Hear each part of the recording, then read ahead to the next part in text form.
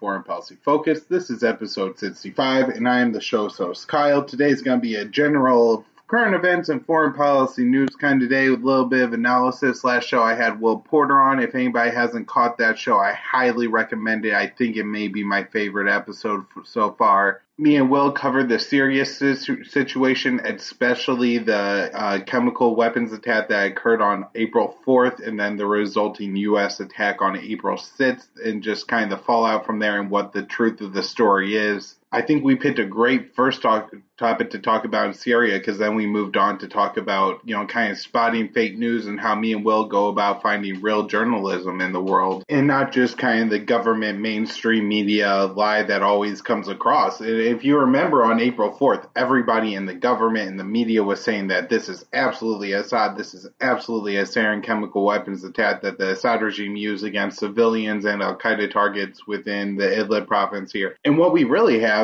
looks more and more like wasn't even a sarin gas attack, it was phosphine gas. And phosphine gas differs from sarin in that it smells bad and it's not odorless like sarin is, and that it can be created from burning fertilizer or cleaning products or weapons that were in that bunker and create the situation that we had at Khan Sheikhoun. And it necessarily wasn't that the Syrian government intentionally carried out a chemical weapons attack against the civilian population as the United States claimed. Now, on April 4th, I don't know if anybody even thought the possibility that was phosphine gas and not sarin gas as claimed. And so, jumping further ahead, people died, missiles were launched. The war against ISIS was slowed, all in a matter to stop the Syrian regime from carrying out another chemical weapons attack, which didn't even happen in the first place. And so this really highlights just the importance of, following real news and not falling into the fake news trap, not looking for every story as soon as it comes out and immediately believing the first lines you hear. Sometimes it takes a while to get to the truth, and that's because the situation is complicated. A lot of times it's very unlikely that anybody would guess that Al-Qaeda was meeting in a brick building on top of a bunch of random chemicals and weapons and fertilizers and all kinds of other stuff that when it was hit, burned and created a gas that killed a lot of people. But that is what happened, and it looks more and more like that is the absolute truth. And if that it does turn out to be the truth,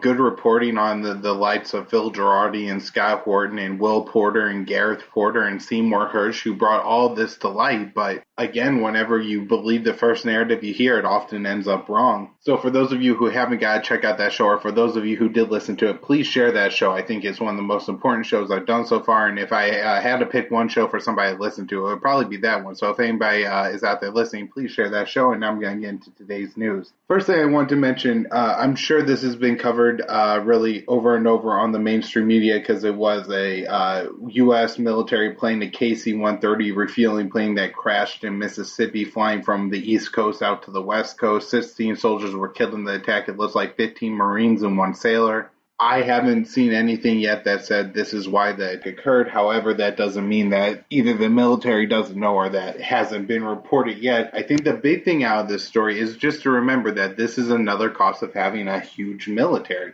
Whenever you have a massive military that you spend trillions of dollars on a year, and you have hundreds of thousands of soldiers fighting and you're transporting them around, sometimes planes crash, and when that happens, people die. And so the more military you have, the more likely an event like this is to occur. And this is just something that we have to keep in mind. I'm not saying this is a case to be made that we should disband the military or anything like that just because this one plane crashed and these people died. But whenever at the end of the year, when you're thinking about do we really want to continue to have a military the size of the military we have in the United States, it's worth it to consider that every year soldiers die in the United States in training exercises or in transportation exercises, and this is just another cost of the wars that we have. Now, I'd like to briefly touch on Mr. Donald Jr.'s emails. Of course, this is the huge story, and I don't think we've gotten all the details on this story out, so I don't want to say confirmingly exactly what happened, but it seems like that's what the narrative is. The New York Times has spent quite a long time tracking down a story about emails sent to Donald Jr. and then exchanged with somebody connected to a Russian lawyer saying that they had email on Hillary Clinton that could lead to an indictment. It did seem like from the emails that it was at least suggested that the information would come from the Russian government, but it wasn't in black and white. And a lot of people are saying, oh, this is exact proof that Donald Trump colluded with Russia.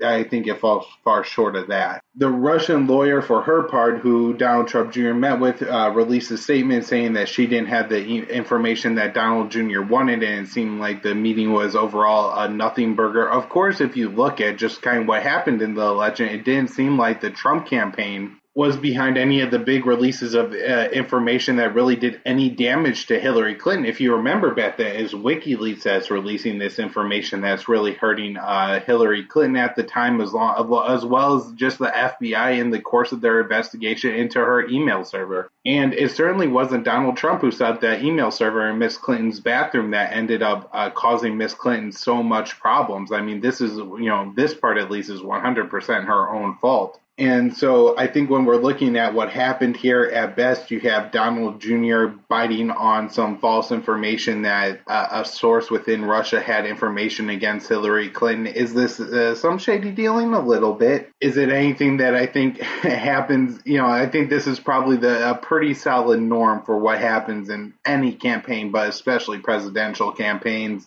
Maybe a small twist to this story is that this was a Russian national that Donald Trump Jr. was looking for information from, and so maybe it's a little bit more of an acceptable thing if that information is coming from an American rather than a Russian, but it doesn't sound like he got any information out of the meeting anyways. Now, there's some pushback from the right saying that it looks like what happened here is that Donald Trump Jr. actually ended up getting snookered by this lawyer, and that it was kind of a trap to make it look like Trump was associated with Russia. I see about as much evidence for that case as the case that this was Donald Trump kind of setting up a meeting between himself and Vladimir Putin through proxies. I did see some pictures, interestingly, from the lawyer's Facebook page that suggested that she was not a Trump fan. And so that definitely adds another layer of complexity to this meeting here. Of course, this story breaks really right as Trump gets out of his meeting with Vladimir Putin that I talked about on Friday. I would like to make a correction from my show on Friday. I had said that Trump and Putin had only met for the 30 scheduled minutes. Going back and looking at what happened, they actually met for over 2 hours and close to 2.5 hours.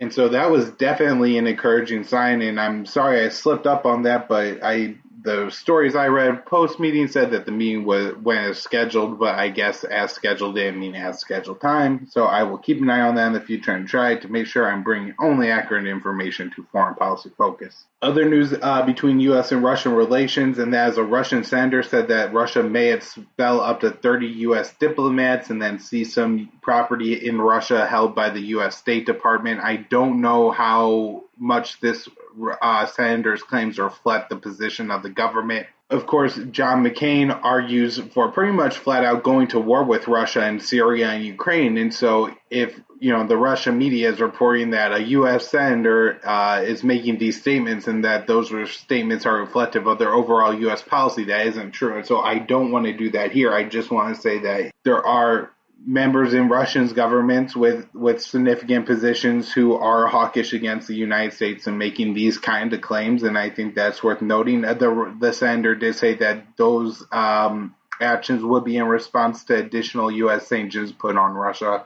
The other news is, and this was one of the most strange things I've ever seen, is we have Nikki Haley coming out and saying that everybody knows that Russia meddled in the U.S. election. Now, this seems insane to me, right? Because Donald Trump doesn't admit to it, so obviously everybody doesn't know about it. And I think this is concerning because, as I've stated before, Nikki Haley, all of her statements are supposed to run through the high levels of the State Department. She isn't supposed to really be speaking off the cuff or anything like that. So my biggest concern is that this is actually Nikki Haley trying to cool off the positive trends in their relationship and Donald Trump, and also reflective of what me and Will talked about, which is you end up with this media narrative where every day they have another story about this Russiagate thing and, Russia and half the election, and they have 400 different stories that they follow, and 399 of them aren't true, and then one is kind of true, but not really. But somebody who just passively reads the headlines ends up with a position like Nikki Haley's, which is, well, Russia obviously meddles. We all know that. And you hear people walking around saying Russia hacked the U.S. election, and they don't even know what it means. One thing that we absolutely know didn't happen is that Hillary Clinton did not lose the election because Russia hacked into voting machines in swing states and then took all of Hillary votes and made them half, and took all Donald Trump's votes and made them two. That's not what happened. Trump actually received more votes from the American people who decided to vote than Hillary Clinton in key swing states and won the election. And so this kind of mindless narrative that we have now established, which is Russia meddled or Russia hacked the U.S. election, is just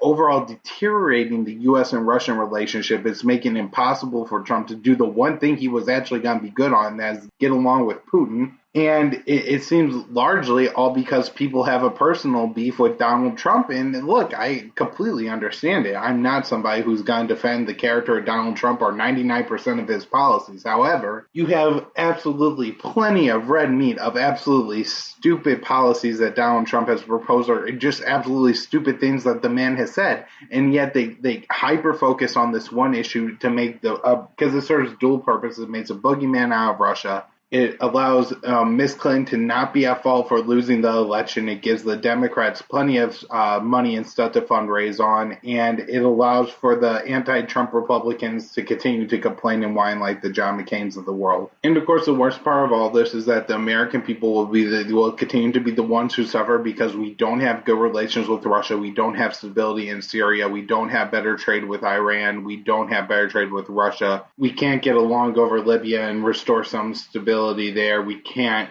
work with Russia to defeat ISIS. We can't work with Russia and Iraq. And it just destabilizes everything. And for nothing, for absolutely nothing. Moving on, but staying on the home front, we had the FBI arresting a vet, I believe, in Hawaii.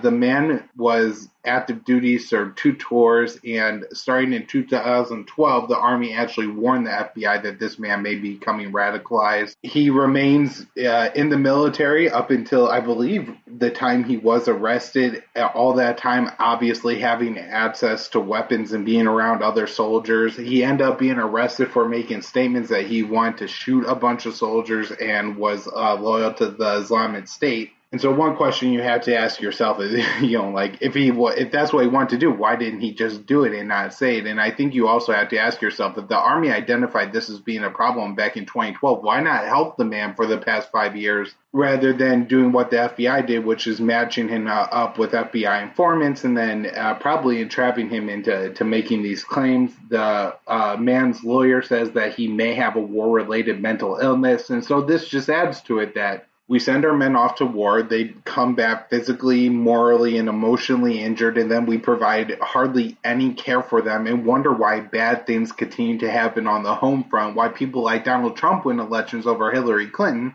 when the one thing Donald Trump is saying that people agree with is that, hey, I'm not going to waste your life like Hillary Clinton will, dying for some worthless desert in Syria. Of course, Donald Trump goes on to do that, but, campaign rhetoric is different from reality. We also have stories evolving about a man who was seemingly entrapped by the FBI back in the summer of 2016, I believe. The man was in contact with FBI informants for several months before finally agreeing to buy some machine guns from FBI agents. They sold him the machine guns and then arrested him. Again, this seems to be a very common trend where the FBI will, put informants next to somebody. The informants constantly push the true narrative of the U.S. foreign policy, the things that the United States government doesn't actually tell us. They say, here, look at this drone strike where a U.S. drone strike hit a school or hit some innocent children, or look at what's happening in Yemen where the U.S. just refueled the Saudi plane that blew up a funeral, or look what happened in Libya where Hillary Clinton and Barack Obama destroyed the country and then went home laughing. Look at what happened in Afghanistan where the U.S. continues to fight a losing war for 16 years that just adds up the bloodshed in Afghanistan. And they use this information to get people to say, oh man, I really hate America. I have to absolutely do something. Obviously, that's not the right answer. And people who fall into that line of thinking are not helpful. But we continue to see the FBI either send informants or bribe informants to go out and round up young Muslim people who are disenfranchised. Either maybe they don't have many friends. Maybe they're a little dumb. A lot of these people are kind of slower, not the bright, somebody who isn't necessarily somebody you would consider mentally retarded or having a low IQ, but just somebody who would be described as not the sharpest tool in the shed, maybe somebody with not a lot of friends. So as soon as these informants come along, they treat them well, they take them out to dinner, maybe they act like friends to them. And man, friendship is really important to human life. Socialization is amazing, and so whenever somebody wants to be your friend when you don't have any friends, you tend to really gravitate towards those people, and it ends up creating a situation where you create terrorists out of people who would never be terrorists, and then the FBI uses this to justify continuing programs like this because they say, hey, look, we caught another one, when they really didn't. All they did is created another one and then stopped their own creation. We have Rex Tillerson going to try to negotiate some settlement between the Qatar, Saudi Arabia, UAE, Egypt split that we have going on in the Arabian Peninsula. Tillerson did say that Saudi demands are unreasonable and they're not going to be met, and that this situation could take several months to be resolved. In the UAE, we had a man arrested who had spread sympathies for Qatar on Snapchat. So I think that story is important just because it makes it not obvious what side the United States is going to be on. In the Middle East, I think the United States at least always pretends that it's on the side of whoever supports more freedom. And so if you put yourself on the side of the UAE and Saudi Arabia in this split, then suddenly you're stacking up with people who don't support the most basic of United States freedoms, which is the freedom of speech. The United States is looking to get more involved in Libya. There's no official announcement on this yet, so I will keep everybody posted as the stories come out. If Trump is looking for more troops in Syria, more bombs, what have you. I know that there's a pretty heavy influence of Russia on the Haftar government, which claimed to liberate the city of Benghazi, but fighting continues in that city, and even some reports saying that the fighting has actually escalated since Haftar announced his victory there.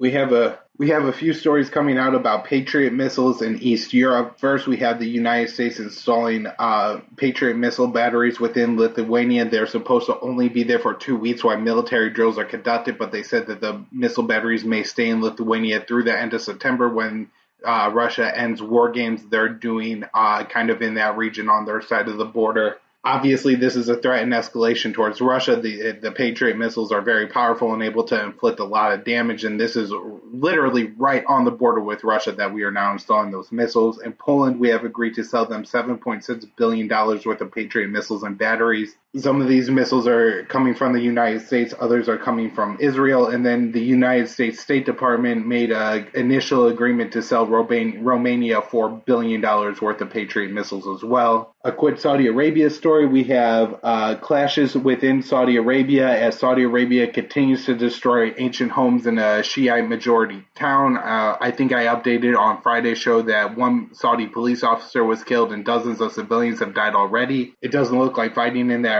area is slowing down at all, and Saudi Arabia continues to try to enforce its destruction of the Shia homes. We have senators and mostly neocons calling for the dissolving of the Iran nuclear deal. At this point, this seems pretty much impossible to me. I read that Iran signed a multi-billion-dollar deal with the French state oil company and is looking to sign up to $200 billion worth of oil deals with countries in 27 states. The Iran nuclear deal was not just between the Iran and the United States and Russia. There's a lot of other countries involved in that deal, and those countries do not want to see those deals taken away. There are economic boons to those countries. People continue to foolishly complain about cheap oil, but guess what? Cheap energy is good energy. Listen, the more cheap oil we have, the more that the energy needs could trickle down to lower numbers of people. Cheaper energy means that old people could keep AC on longer in the summer and heat on longer than the winter.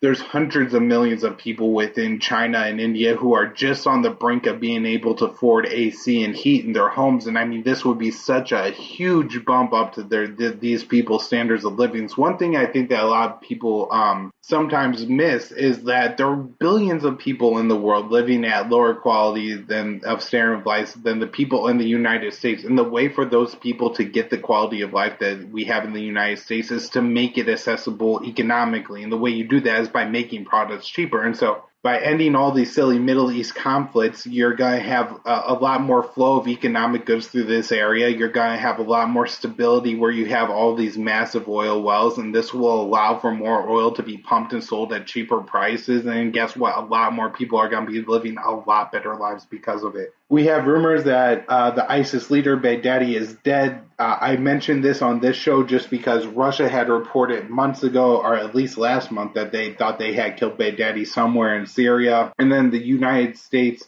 and the Iraq army has said they possibly had hit Baghdadi somewhere in the Mosul, outside of Mosul in Iraq. It's unknown if any of this are true, but the Syrian Observatory for Human Rights did say that it believes that Baghdadi is dead. I don't know if it'll matter if Baghdadi is alive or dead, if he even has any control really over ISIS anymore. It could be a situation like bin Laden under 9/11. Bin Laden escaped Tora Bora and then really didn't add very much to the jihadist movement after that. And so it may just be a switch more back to Al-Qaeda and Zahari in Syria and Iraq rather than ISIS. News out of South Korea. South Korea says it does not believe North Korea has capabilities for an ICBM. ICBMs go up into the atmosphere and then have to re-enter. To do that, you have to have a pretty good, cap on your weapon to maintain all like the warhead and then the navigation systems. South Korea says that North Korea has no capability to produce these the re-entry parts of the weapons, and so then if the ICBM, even if they do have the missile capabilities to launch it, it can't re-enter and hit a target, and even if it does, it likely won't have the cap it needs to set off any kind of explosion. The South Korean president said he's open to having talks with the leader of North Korea, Kim Jong-un, and then the United States flew B-1 bomber F-16s and South Korean F-15s over the DMZ, provoking North Korea to continue their weapon testing programs. In Syria, we have the video of YPG soldiers torturing Arabs hoping to get confessions of either who's in ISIS or that they are in ISIS. The videos are kind of disturbing, so I wouldn't necessarily recommend watching them. The YPG confirmed that the videos are real, and they said that they are looking for those responsible. I don't know if they care who's responsible or not. That's kind of up in the air, but here's just another example of the U.S. backing a group that ends up torturing people in the Middle East. The ceasefire continues to hold in southwest Syria as that ceasefire, gains more stability.